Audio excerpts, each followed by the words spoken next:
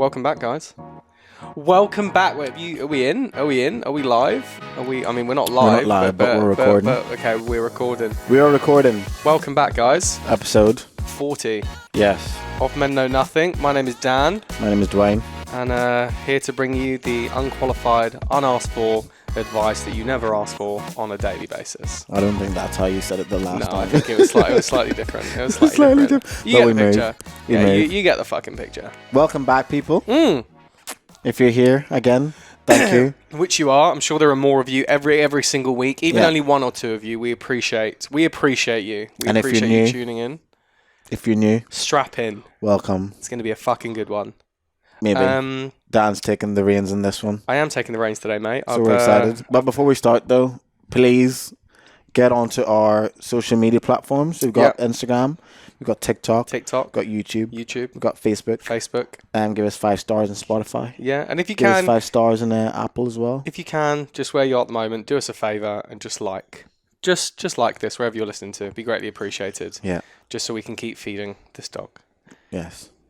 And we'll give you 8 seconds in this episode. Go on, go for it.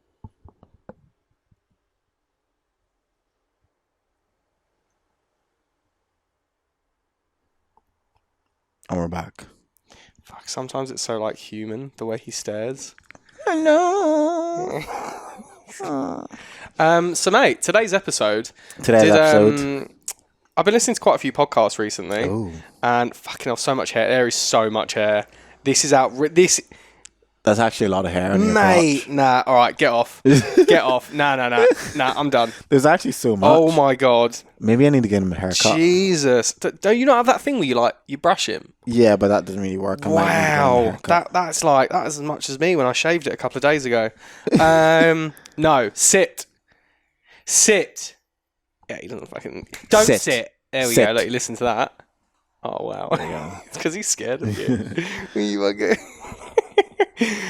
So, today's episode, I've been listening to a couple of podcasts lately, and I've been listening to more about, like, dating trauma. And I guess what I mean by that is what it's like when you date someone when you have issues yourself, and potentially what that can look like. So, I guess the first question I want to ask you, have you ever noticed tendencies about yourself that you've seen in relationships because of things that you've been through, that you've been able to identify as, okay, I react like that because of this? I feel like a child with this cup. Ask the question again. Have you ever seen areas of yourself in dating where something has happened and you're like, okay, I can see my reaction came from something like this? Yes. Like what? Just like yes. Yeah, let's give an example. Next question. This will be the Instagram clip. What it is. You don't have to answer it, but it'd be good if you did. I'm trying to think of one that's like maybe quite recent. Well, like that. That's impressive. Oh, thanks, mate. Nothing else I do is that impressive. That is a great skill. Right. Some sucking dick. But put me in the spot here, mate. This is what we do. I think probably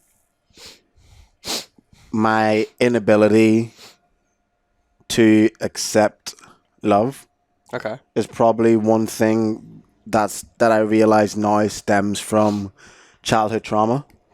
I think when I look back at past relationships where I wasn't either able to give the love or either accept the love, now that I've done the work, I've realized, okay, I now understand why that is. And that's because probably when I was a child, like my dad wasn't in my life whatsoever. And I guess subconsciously growing up and going through different relationships,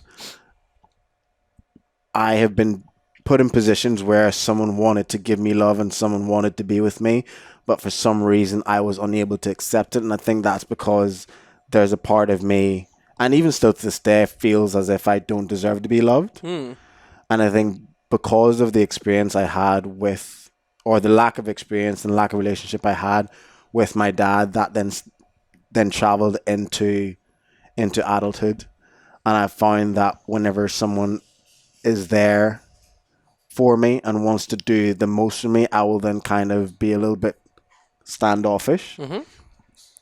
And I guess that's also part of the reason why I guess one of my love languages is acts of service, because I don't expect much from people. I'm like the type of person that will do everything and anything on my own, and if I ask you for help, that's either when I'm desperate and need the help, or that's when I'm like actively trying to, I guess, fix the trauma by reaching out to someone for help in whatever way it is. So whenever my love language is acts of service, it's because it's me trying to, I guess, fix that trauma by accepting help from people, if that makes sense.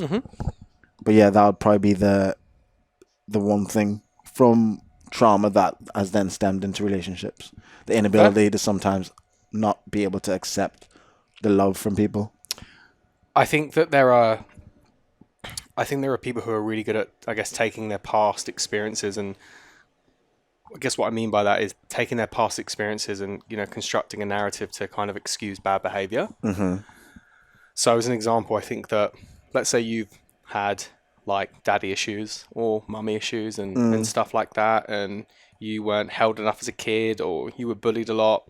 I think that sometimes in relationships, dating, friendships, you can get in situations where you don't do something that's conducive to that relationship, but you blame it on a previous experience. And so for that, you allow yourself the excuse to get away with things like that. Yeah, 100%. And I think that was like the main area of where I was trying to focus on, is that, you know, are there any negative things that you have done? Because I know from my experience, you know, where I would be like self-defensive when it comes to handling arguments, because my back was put against the wall. So my first instinct was to gaslight someone or to, you know, blame it on them or to flip the situation on them. And it's only from understanding that where I've been like, okay, I understand why that is an issue. And I think on the other hand, why that's really powerful is that if you're dating someone extremely empathetic and who's really understanding, there's really no end to that bottomless pit that you'll go down for that person. You'll always be there to make excuses for them. Oh, that's okay. They've just been through this. They've been through that. And I think they've just been through this, or no, they're going through that. So I think being that person, because I've been on both sides of it, and I think being that person, it comes to like building potentially new boundaries or standards for yourself when it comes to dating and being in relationships. Yeah, I do think there's a level of experience that you have whenever it's traumatic, and then, for example, if you're in a relationship with someone and you know that they've gone through this, then you almost excuse it. But I also don't think that people who have gone through trauma should be able to use their shitty behavior as a reason for them treating, I guess, their partner in a certain way, and then their partner accepting it. It's like you can understand, or maybe not even understand, but you can empathize with the fact that they've been through this, and that's not how the way they react. But it also doesn't excuse maybe shitty behavior, because some people you can understand. You don't have to agree. That's the point. But not agree, but like excuse it. Yeah, I think you can understand it and empathize, but I don't think it's an excuse for shitty behavior, because there's so many people in this world that have been through so much shit and they aren't dickheads, you know what I mean? And that's because they've probably, more than likely, actively sought after maybe fixing and understanding where it all stems from. So I think there's like a dichotomy there, or a balance. A what? A dichotomy. What's that? It's like a balance. Oh, yeah. Nice. There's a balance. Yeah. Oh, very nice. There's like a balance that you have to find between, okay, you've been through this, I understand, and I can empathize with what you're going through, but also it's not an excuse to be treating me this way, because that's not my fault, you know what I mean? And then it's also up to you as a person, if you're in a partnership, to then also call your partner out on their shitty behavior that you know is stemming from trauma, and like create a space where your partner will feel comfortable enough to talk about it, but also not just talk about it, but try and put your partner in a position to where they're going to take action and actually try to fix it, instead of just constantly talking about it, or instead of just constantly acting out because of the trauma, because then you'll just be going around in a circle, and then at some point you're going to have to be held accountable for not, I guess, helping your partner push forward in sort of a action over words kind of way. 100%. It can be really hard for the person dating that person who's just always there for them and empathizing, because there is, if you don't have basically the balls to stand up and put your foot down for a situation, you're always just going to be walked over. Yeah. And I know people and have heard stories about people in these relationships where they excuse every single thing of that person's behavior because of they want to be sensitive towards their situation. Yeah. And I just don't think, I think there's a very careful line you have to look at when you are so empathetic and are so understanding. Yeah. Because that's a rabbit hole that can just never end. Yeah, exactly. And I think when it comes to trauma, mainly so from childhood, a lot of people think that trauma is all about, I guess, the things that happened to you as a child, but also trauma comes from things that didn't happen and things that you needed. So, for example, if you're a child and your parents just completely was physically abusive to you, for example, that is 100% trauma. But then also, if you're a child and your parents didn't, I guess, show you enough love, even though they weren't physically abusive, and they provided for you financially, they provided for you in all the sense of the I guess the world would say, in terms of materialistic wise, they provided, but they didn't show you that love. That is the trauma that a child is going to experience because they never got the love they needed. Nothing per se bad happened, but the good that was supposed to happen didn't happen. Like a spectrum. Yeah, there's quit trying to finish. You always do this. You're just always trying to finish my thoughts. I can't help it. I can see where it's going. I'm trying. I'm like, it's like I'm emphasizing your point. I'm like, yeah, exactly, because I'm like, yeah, that's a and fucking. And then you always get it wrong. Yeah, and it's just because it's a spectrum. No, it's not a spectrum. It wasn't a spectrum. Where are you getting spectrum from? I'll just shut up. I'll just shut up. Yeah, so it's trauma also comes from the bad, but also comes from the lack of not actually experiencing the things you're supposed to experience. Yeah. For example, you can cause someone pain by hitting them, but you can also cause someone pain by not giving them water. Mm-hmm. So you're hitting them physically, that's going to cause them pain, that's trauma. But you can also cause them trauma by taking away something that they need. Yeah. And love or caring or something. Exactly like that. Yeah. So I think there you go. So I think that's also a sign. So if there's people listening to this who are maybe going through trauma and they can't think of a time in their childhood where something, I guess, crazy happened, or something that would be counted as traumatic happened, in quotes, also look at your experiences as a child and think, okay, what didn't happen? What didn't happen with my parents? What didn't happen with my family members? What didn't happen with my cousins?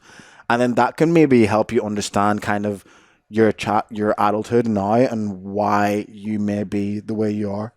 I think that's what I've realized. For me, anyway. Fair. Yeah. Fair. I think that when you don't handle those situations, you can build resentment for the other person. And again, that's something that you have to deal with yourself. Resentment is something you build and something that you build over time. And when you do find yourself having resentment for someone, I think it does really come down to you building a level of new standards and boundaries in your life. Yeah. To really be able to move through those things. Because if you don't, it's just always going to happen. And I think the more you get into the habit of dealing with uncomfortable situations, the more you get comfortable with dealing with it, and the better these situations come. And sometimes it does come to just cutting people out of your life. Cutting people out that aren't going to be conducive, aren't going to grow with you, aren't going to understand you. And I think it comes down to that whole chemistry versus compatibility. Compatibility doesn't mean being the same, but it means being in the same mindset of wanting to grow with that person and understand each other to a deeper level and being able to grow with each other, I agree. Bars. I agree. That's some serious bars. I was impressed with that. Thanks, mate. I appreciate it. Yeah, I agree. I agree on that point. I think, like you said, compatibility is all about, I guess, where the both of you are in life, because you can obviously meet someone. You could be on a journey of self-discovery and trying to fix all those traumas that you've been through throughout your lifetime. and you can meet an amazing person who probably has traumas as well, but what you've realized after spending time with them is that they're not in a place in life where they're trying to deal with it. And then that is obviously then shown in the way that they communicate, the way that they date, the way that they even carry themselves in whatever relationship that you may be having. And sometimes that's just the red flag that you need. It's like, okay, this is an amazing person. Yeah. But the compatibility is not there because they are not at a point in life where they're now willing to work on those things in order for this relationship to grow in parallel with each other. And then you just have to cut your losses, I think, in that case. I think building those kind of like standards and building those like boundaries and stuff like that, you're going to go through some level of uncomfortability. Is that a word, uncomfortability? Yeah, we'll go with it. There will be a time when you're going to feel uncomfortable, but I think it's like building a new habit. I remember reading like Atomic Habits. Have you read that book before? I've read some of it. It's really good. It's a really, really good book about like how you build habits, how long it takes to build a new habit. Anyway, whenever you build it, I think it's like it takes a certain amount of time. It's like discipline comes first and then motivation comes later. Yeah. If you wait to feel motivated to do something, you'll never do something. When you first put in a new habit or you put in a new boundary or a new standard, you're always going to go through this level of uncomfortability where it's going to be easier to go back and fall back on the thing you're used to doing.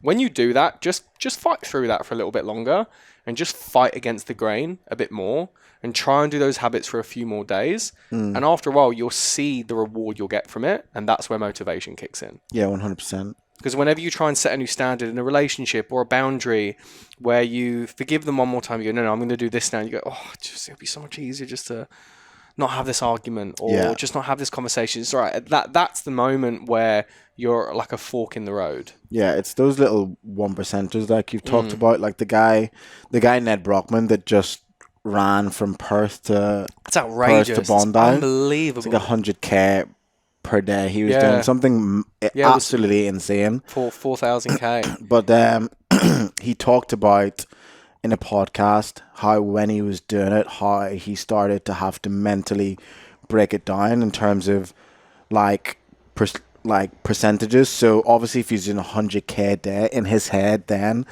in the same way you're talking about just doing little small bits in terms of discipline, he was saying he would then have to cut it down into like segments. So instead of thinking I have to do 100k, he'd say, okay, I have to do 250ks. And then instead of saying 250ks, like, okay, I have to do 425s, and then he cut it down and okay, I have to do 5Ks to get to 25k, and then he started to cut out in 1k, and after he was like, okay, I just need to do 1k, and then once he does that 1k, oh my goodness, just one more k, and then I'm finally 50k, and then he's like, okay, I just need to do another 50, whatever. And when you start breaking stuff down like that in terms of discipline, when it comes to even holding people accountable in a partnership and talking about the issues that you're having, it all is about just do it in small segments. There's no point putting yourself in a position where you're going to start talking about the most intense aspect of, I guess, your partner's trauma or your own. It's like, okay, what are the small bits? Like, I'm unable to stand up for myself. Why is that? Let's start with the small things. And then in terms of standing up for yourself, what could you do on a day-to-day basis where you stand up for yourself? For example, if you're in the line in a supermarket and you've noticed that someone pushed past you, like that's a bit where you should be like, hey, by the way, I'm sorry, but I was here first, and you obviously probably just didn't see the line. That's like something where you've put yourself in a position awkwardly to step out of your comfort zone and stand up for yourself. And then once you've done that, you're like, okay, that person reacted pretty well. And it's the same way if you're someone who's not great at talking to people.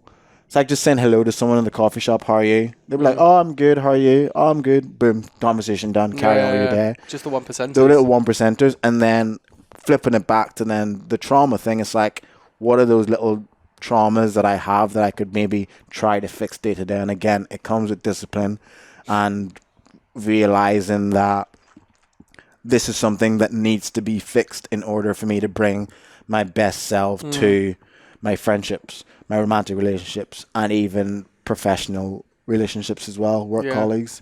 It all stems from the foundation that we were children, but it's crazy how much it then actually affects us in adulthood, even to the point that some people have had the trauma so long, they just think it's normal. Yeah, 100%. Like the thoughts that they have, the things that they do, the way they react, they just think, oh, this is what life is. I know people like that. Yeah, this is just normal. Like I'm supposed to react this way. And when people call them out, they're like, what? Like, what are you talking about?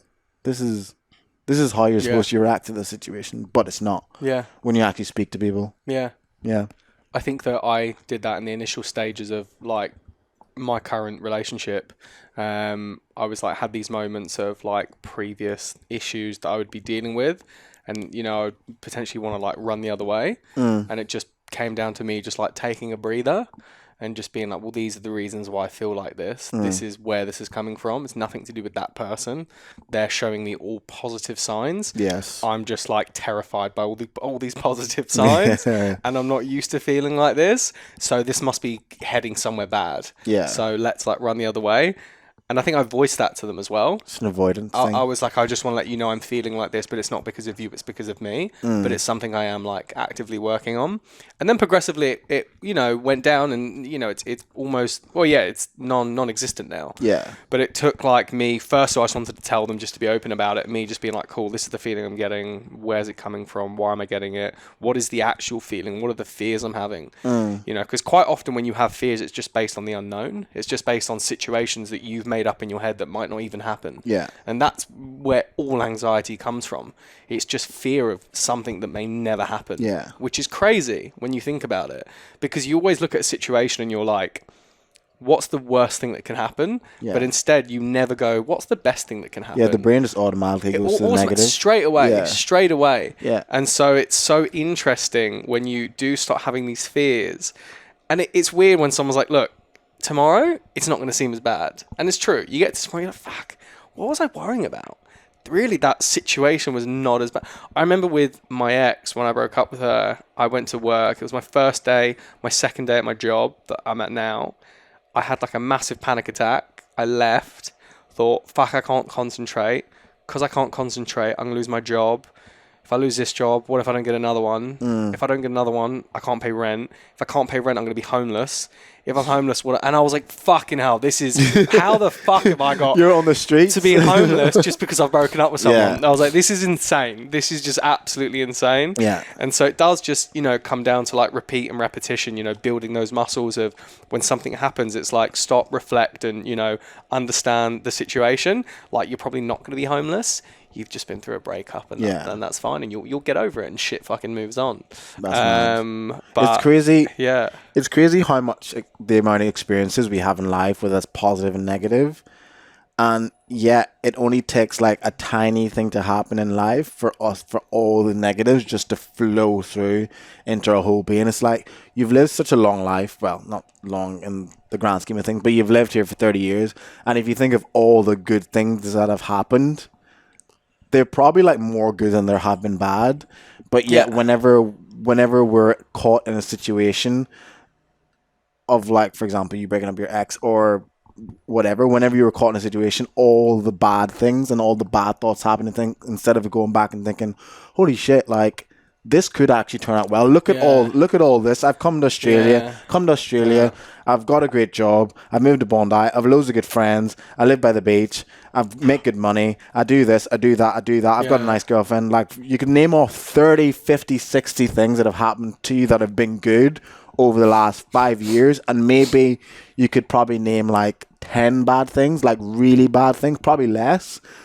But yet the bad things are the things that you see, like, well, humans and the both of us just seem to always hold on to and always seem to control our thoughts and the way we react. And it's just like, it's bloody hard to fix it. Yeah. It's bloody hard to fix it. It just comes down to, like, again, just repeating those like mental actions to like help you through those situations, so you don't always go to like the negative, or you don't always go to like the most stressful time, or you don't always overthink things. And it definitely, it's like twofold. People always say it's easier said than done, but like if you do it, then it also becomes easier, you know. And it's like, you know, one day also starts with day one. So, you know, I think when people do say that, it's easier said than done, that might be the case. But saying that, you're just excusing that behavior. And it's just like, instead of doing that, maybe you can understand that it's hard to do, but also you just have to start doing it. And then it will be easier. Yeah, 100%. Fucking lazy bastards. It is easier said than done, though. Just like everything. Exactly. Fucking hell. Talk the talk, walk the walk. Exactly. You know, everything's hard, but like at one point you didn't know how to do your job. At one point you didn't know how to talk to people. At one point you probably didn't know how to shag. Yeah. And it just took repetition and understanding and a lot of porn. And and you managed to get there. And now you at least last a solid 3.5 minutes. You know, that's good. That's which is good. You know, 2.5 minutes foreplay. Yeah. I've just lost train of thought. You just started talking about We've just been talking about. I mean, we are sitting on the casting couch. This couch is not for casting. Really? But I think we'll be good. What's the stains? Ice cream. That's usually what they call it. They call it ice cream. Yeah, I think one thing we should maybe talk about is like what are some pillars in which you can use in order to, I guess, battle your traumatic, battle against your traumatic experiences when you're in relationships. I think number one's probably go to therapy. I have I'm trying to like put this in a eloquent sentence. Oh God, eloquent. I have a lack of, not empathy, I have a lack of care for people that continuously just talk about shit that they've been through.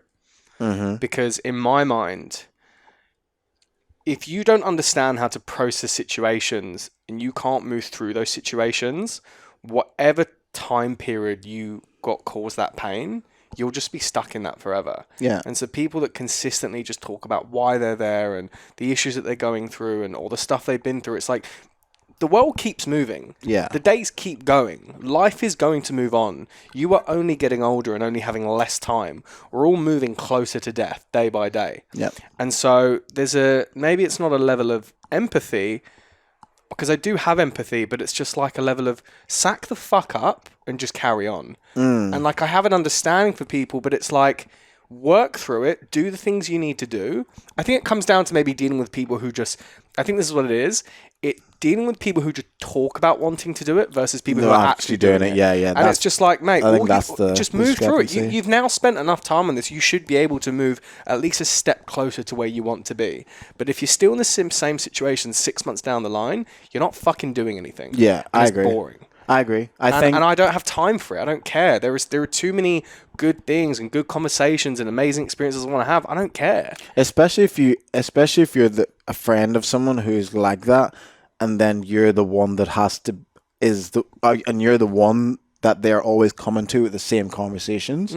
I think, as you said, there is a level of empathy that you have, but then also if you're having the same repetitive conversations and there doesn't seem to be any progress, it's like, okay, mate, like, I'm happy enough to be there for you, but I don't get the vibe that you're actually putting in the work that you say you're putting in, because every time we talk, it's the same conversation. It's nothing that's being improved. And you understand that there can be 5 steps forward and 10 steps back. It happens. But if it's the same conversation, it's just like you're not obviously helping yourself. And you can't expect a different result if you keep doing the exact same thing. Only a fool will do that, you know what I mean? Also, if you look at the situation and that person says, I have been putting in the work, and they're still in the same situation in 6 months' time, well, you go, well, what work have you been putting in? How is that possible that you've been doing all this work and are still in the exact same situation? How is that possible? If you've actually been doing all these things and really been taking it in, it's like the difference of reading a book and understanding a book. Are you just hearing the words I'm saying, or are you listening to what I'm saying? Yeah. And I think that's the difference. And it's like, for that, I just get very bored very quickly and I can't be fucked. Yeah. And there's a certain level of threshold that I have. And so, yeah, when you're saying what are one of the pillars, it's just like, I guess to put it in one simple line, get the fuck through it and carry on. And that's all you can do as a person. That's all anyone can do. Learn quick, learn fast, fail fast, and move forward. That's it. Maybe not fast. Go at your own pace. I think. like fail, like, you know, just like fail, you know what I'm saying? Like, Yeah, fucking fail, which is fine. That's I think fail you'll as feel, part of it. yeah. Fail it. But that's like fail and learn, fail and learn, fail and learn. Yeah. Like every success looks like failure until you succeed. Yeah. But that's literally what being successful is with whatever you want to do. Everything will look like failure until it's successful. You know? I think one's also going to therapy as well. Yeah, I think a lot of people need try to. it. And I guess like some people it's quite expensive, and some people can't afford it. But if you're in Australia, Medicare actually provides you with, I think, maybe 10 free sessions. I think not being able to afford it and not wanting to afford it again are two very different things. And again, like, life is all about what you prioritize. If you can't afford therapy, yet you're going out in the weekend and spending $150 in alcohol and a bag and you're drugs, buying weed, you're buying gear, you're spending money on shit that you don't need, then it's like, shut the hell up. Yeah. Like, you can afford it. You're just not prioritizing. You're just not prioritizing, exactly. Where you put your money. You've always got money. It's just whatever you're willing to spend on it. But I do think like therapy is a very important place to be, because I think a lot of people forget that their friends aren't their therapists, and your friends know you quite well. So your friends are probably, I would say 7 or 8 times out of 10 will be somewhat biased with the kind of information they give you, because one, they're not therapists, so they may give you advice based on their experiences, but then they also may give you advice based on how they know you. And they may be, and depending on how you accept advice, like do you accept like the nice advice where you're more understanding, your friends more understand, or do you accept the real life, okay, you need to get your shit together?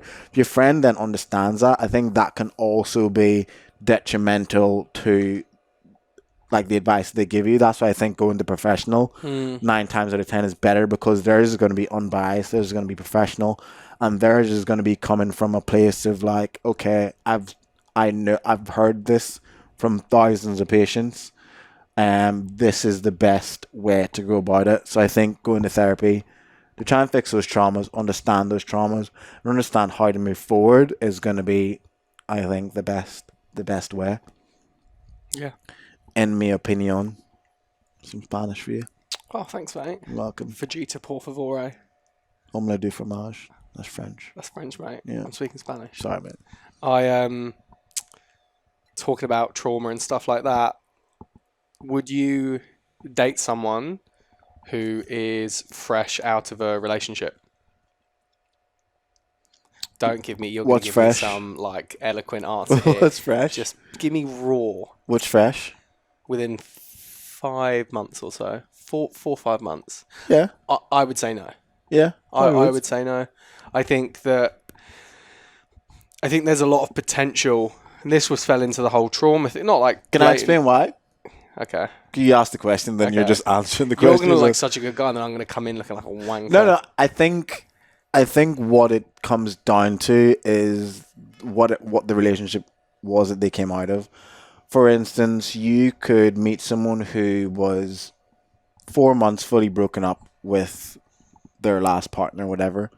But then what I find with a lot of women in particular is that whenever especially if it's like a long-term relationship, what I find is that women will fully mentally and emotionally and psychologically check out of a relationship months before there's actually that physical split of like, okay, I'm moving out, or we're no longer publicly official, whatever. I find a lot of women will fully check out mentally before they actually leave. So I think that's why, if, for example, if I met a girl who's like 5 months out of a relationship, like it wouldn't really be a massive deal to me, because once we've had the conversation about, oh, what happened with your ex, I'll kind of decipher what the deal was. And then also based on their energy and how they come across when they talk about it, like you can also gauge where they are. I don't think you should really like cut people. I was like, nah, she's just out of a relationship 5 months. There's no way in hell I'm being with her. But then also, if you have the conversation, okay, what happened? Yeah, well, it sounds like she checked out 5 months before she actually broke up. I think in general, I probably would avoid dating people who are fresh out of a relationship. Why? I think the reason for that is there can be wounds that you may not be able to see, that they may not be able to see, that they haven't dealt with. Yeah. And no matter how much someone can describe to you where they are in their life and everything, it does take a certain... It depends how long the relationship was. If it was, I dated for like 6 months, we're talking about like a good, steady like relationship. Like what, a 5-year thing? I don't know, like long enough. I don't know where that like line is, but it's somewhere. It's somewhere where you would consider that was like a long-term relationship. And I think that there may be wounds that they just haven't dealt with. I think and it also takes time as well. Like you need time to be on your own. But also, it depends how the relationship was, though. You don't know what the relationship. But I just think time alone is important. Yeah. Time alone is important to really understand things. And no matter, you can meet someone and they can tell you things. They can say, no, this is why, and this is why it didn't work. And then you can only see months later things start to seep out. And I think that in general, you may come across people where it's like, no, that was a different situation. In general, I think you should be cautious getting into something with someone who is fresh out of a relationship, because there can be a lot of things there that they haven't dealt with that they can't even see yet. And what can happen is you can basically become that person's therapist, rebound, whatever it is. But then again, it comes back down to the fact that you are just assuming the worst, like what we do as humans. Yeah, we talked about how you have these fair. experiences, like you always think, okay, well, they've just got a relationship. This is all the bad things that are going to happen. But then flip that back on what we've talked about 10 minutes ago. Is like, why don't you think of all the good things? If they're showing you all these good things and all the things that they're saying to you have been positive and it sounds as if they're fine, why then are you going to assume that it's going to be bad? Why not take their word for it? Like we've said, why are you not going to trust what they tell you until they give you a reason not to believe it? Why don't you keep dating them and see what happens? Because they're only showing you green flags. Then when you start seeing the red flags, then you reassess. You make a really justified point. That was bars! That was bars. You make a justified point. Right. No, you make a justified point. You make a justified point. That just came there. I was like, ooh! But I completely disagree. What? You make a justified point. You make a justified point. How are you contradicting yourself from something you just said 10 minutes ago? I'm saying you make a justified point. What you're saying makes sense. But what do you disagree? But I still just, when I look at like the human experience and from what I see people go through when they have breakups and like the situations that can kind of unravel from them, I just still don't feel as confident dating someone who's fresh out of a relationship than like giving someone the breadth and the time they need to feel that breakup and actually go through it. I just don't. There's something about it that, like, for me, and look, I could be wrong. I'm not saying I'm right. I'm probably right. But I very much could be wrong. I'm not. But there's something about it where I would rather give them the space they need, and there's an alarm bell that rings off in my mind, because if someone is fresh out of a relationship or they jump into another one, how comfortable are you being on your own? Are you just really good at being with people, or do you want to be specifically with that person? Because there are some people that come out of a relationship and they go, no, like, we get along so well. Yeah, maybe they just love having people in their life. Yeah. Maybe they just love it. Maybe they need someone in their life. Could you be replaced by fucking anyone, or is it you specifically that they want to be with? And there's something in that will just always sit with me. That's a very broad question, because like it will always just, everyone's replaceable. I mean, yeah, to a sense, that's almost like saying like that's a soulmate. Like, yeah. You know sorry, what I mean? Sorry, everyone is replaceable. But what I mean is, do they want to be with you, or do they just want to be with someone? Yeah, and that's the point. When you choose to date someone, I'm choosing to date you for you. Are you choosing to date me for me, or because you just don't want to be on your own? And I think sometimes you can't see the difference. Yeah, but like if shut up. But if you're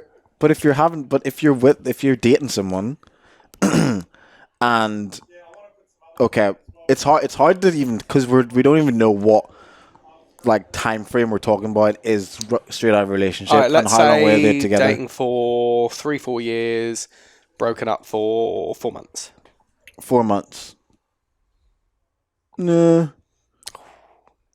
3 or 4 years, 4 months. That's quite short. Yeah.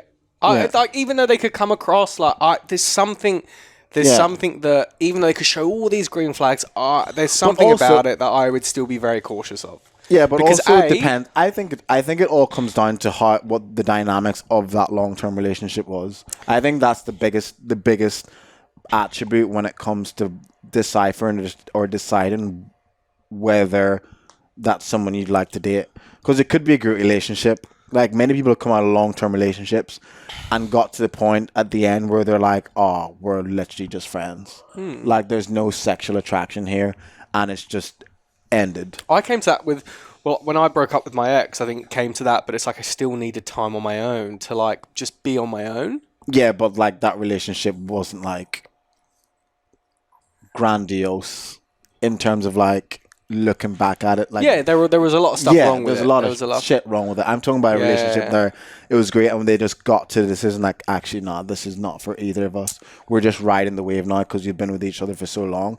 So I think, and the thing is, you're just making the assumption that everyone's going to have trauma. Everyone's going to come out of a relationship wounded and beaten up and broken. Like, that's not the case. I wouldn't say wounded, beaten up and broken. But you know what I mean? But that's some level of, like, there's just space you need. Not because of, like, you were beaten up by him or it was not toxic. Beaten up no, physically. I'm just, like, beaten or toxic or mentally, whatever it is. But it's just, like, you can be in a relationship that wasn't extremely toxic but was just so flat and dead and it just drained the energy from you. That in itself is, like, a level of torture. Not because it was, like, above and beyond awful, but it was like, it was just meh. I was in 4 years of meh. There is a level of, like, you know, I think you need space from that. You need to, like, it's not about going out and fucking and chatting, all this kind of stuff. There's a level of, like, space you need. And I think if you jump into the next one, I don't know. Maybe I can't, like, vocalize it properly. You're painting everyone with the same brush. But there's something, yeah, fuck yeah. Yeah. It's just how I feel. How I feel. That's fair. And, you know, look, I think I can be proven wrong. I can be proven wrong. It case by case. Yeah, I mean, like, I could meet someone just 4 months out of the relationship, and be like, oh, if it's been like a long, like if they've been with that person for 6 years and I meet them 4 months out, if they've been with their ex for 6 years, and then I could be like, oh no, I'm not getting the vibe here. Yeah. But then you could meet someone who's just come out of a 6-year relationship, and the vibe could be different. And then I'm like, okay, let's see where it goes. And then just jump the hurdle when I get there. There's no point me just cutting someone off purely because it's 4 months out of a relationship. What's the point? Why are you gonna lose out on a potentially good experiences purely out of a time frame? I understand. I do. I understand where you're coming from. I do understand where you're coming from. I appreciate how you feel as well. Yeah, this is not sales, mate. Mate, life is sales. Life is sales. But yeah, we'll agree to disagree on that one. We'll reassess that one on another episode. Yeah, we need to bring someone in for a conversation like that. Yeah. Maybe a gal. Yeah. Anyone who wants to come on. Should bring my hairdresser on. She's a psychotherapist. Yeah, bring her on. She's up in the junction. Mate, why don't we let's give it a go. Yeah, I was chatting to her about it last week when I was getting my hair done. Yeah, mate, that'd be good. Yeah, is it interesting? Yeah, she is good. Yeah, from you're London. Just saying that because she's listening? No, she's from London? Oh, yeah, she's probably interested. Yeah, she's from London, mate. London people got great chat. Born in Congo. Oh, nice. Moved when she was like 8 or something. Yeah, nice. Yeah, she'd be good. She's got some good insights. Okay. Yeah, I'll message her. Yeah. But anyway, thank you very much, everyone. Guys, thank you very much. As usual. Always a pleasure. Again, do us a favour. Give a like, give a share, subscribe, follow. That'd be really appreciated. This is episode 40. 40. Fucking hell. Excited for you guys to tune in on the next one. Peace and love. Stay safe. Bye.